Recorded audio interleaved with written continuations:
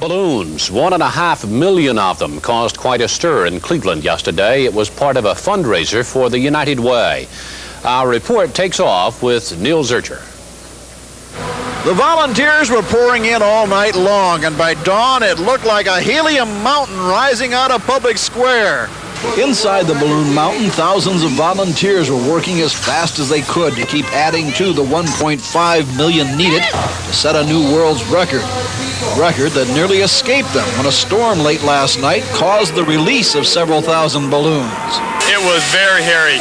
My crew, who was just getting ready to turn in, had everything set for the morning, and we lost 25 of the big inflatables that you see. It took off the whole side of this fabric over here. So we had to work straight through right until the time the crew got here and they got the bin ready. While the leak was corrected, Heining was still concerned by late morning about the weather today. The balloons are going to be inflated by about noon.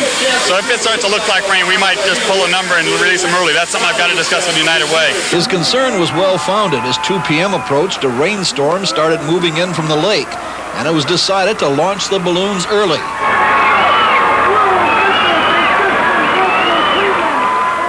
The balloons, like a giant cloud, rose over the square, while others tumbled and danced against the buildings.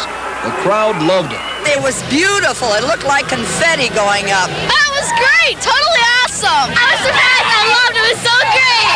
Oh my God, it was great. I loved it. The balloons at first drifted south, but then the wind changed and they moved back across the downtown area and started descending onto Burke Lakefront Airport and filled the Cleveland harbor. The crew of a Coast Guard helicopter said they felt like they were flying through an asteroid field as the balloons rained down.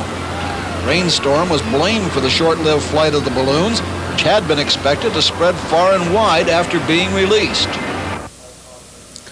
That's our report this half hour. Thanks for joining us. I'm Dave Walker. Around the world in 30 minutes, this is Headline News.